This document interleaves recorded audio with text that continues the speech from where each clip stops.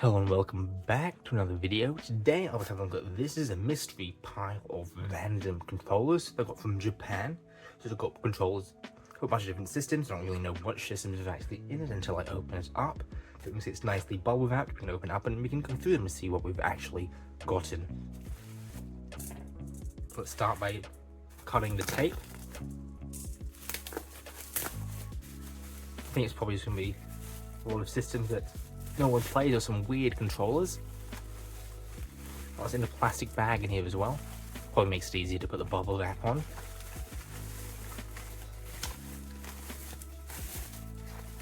Also, I've got a Sega Saturn controller right there.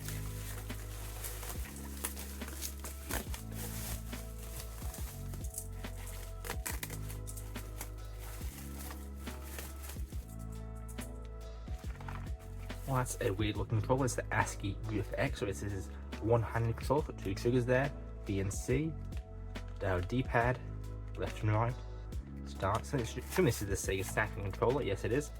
It's a bit of a weird design. Got two A buttons, B, C, so I guess that's how you control it. Probably a bit interesting thing to try. It's a bit yellowed as well, but I guess this could potentially work as a controller. Next one, we've got this Hori controller. It's a DB9. This one has got the pins on the outside. Looks like the controller connector for the Tommy Pewter. That might not be. I think it might be one for like an MSX or a Sega. Does it tell us? Hori Electric Company Limited. So this is probably before they started doing massive memory cards and things. There's a switch missing. You're not sure what happened. There's a B for like whether it's regular or rapid turbo fire. That's missing. Not sure what could have happened. It couldn't have like slipped out or something. Doesn't make any sense. There's no like big holes or anything it would have come out of. So hopefully it's in there somewhere, but I don't hear it when I shake it. This shakes, but that's just that making noise. So not sure what that is the controller for. We have Joy-Con, which I think is an MSX controller. In China looks very similar.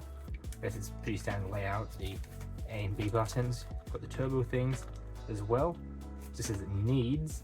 Not sure why it says that. The buttons are very different. That's much easier to use than that. Let's got our D-pad. Again, very similar style of D-pad. With the little hole in the middle, which could be like screw a joystick in, which some systems did have. But again, this is another DB9 connector. This one doesn't have the little slits at the top and or bottom. It's got to be a Sega one or an MSX controller, or maybe even an Atari controller. Although that's probably weren't designed for that, given the fact it's not very common in Japan. Got our little joystick, some buttons on the side, the button on the top as well, and a button there. The Exciter X Tsukimo. I assume the screws are probably under their feet.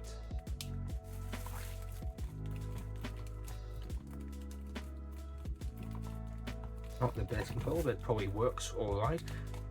And maybe with my SG-1000, since those controllers, let's just say, aren't very good, one of these controllers might be able to use for that. And as I say that, this Joypad is a SG-1000 / the other computers that had a removable controller. This actual Sega one, Joypad Sega, the SJ-152. This is different to the one on the 1000 Mark II that I have. This is also rubberized, the D-pad.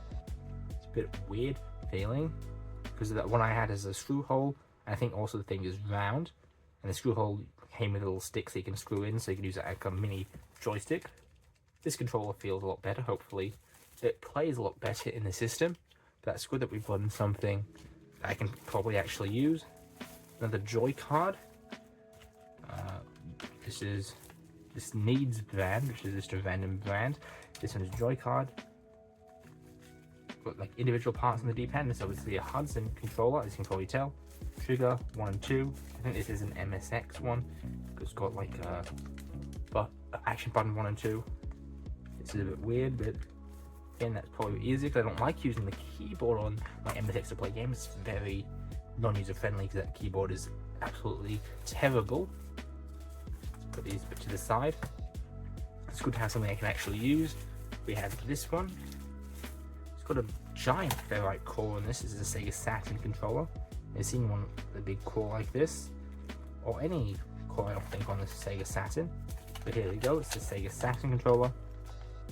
I think also in mine that button's blue, so I'm not sure why it's a bit different, but other than that it looks the same.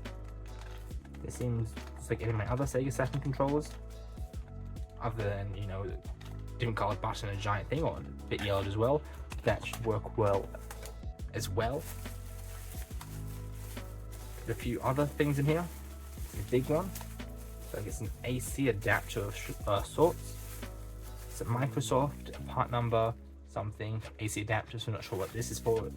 But this is maybe from an Xbox computer or Xbox console, or from some computer. I'm not sure. Maybe I could look this up, but that's probably something I'll do in a different time. Maybe I might put that up on the screen, what this model number, the X03-73495 is. It's 12 volts out, 1.3 amps. Indoor use only. We want to use this outside.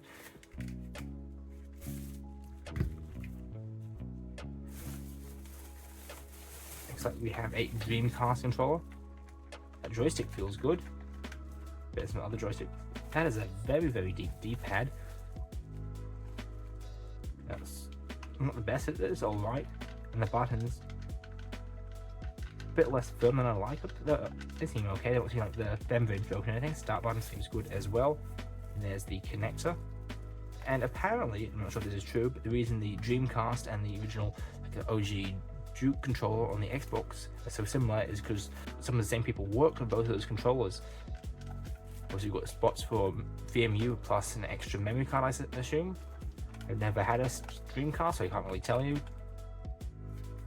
That doesn't seem like a bad controller. Although pretty ergonomic, it's got, you know, places to wrap your fingers around. So that seems pretty decent. Let's just put that there, I'm running out of space. We have a telephone cable, some interesting blue ends on it. Don't have much use for that. Got plenty of telephone cables as it is. Is there anything else here? I think that's it.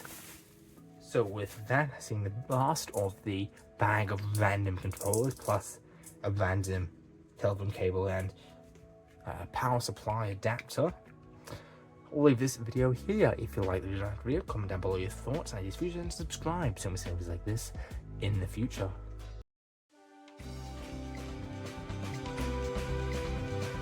Yeah.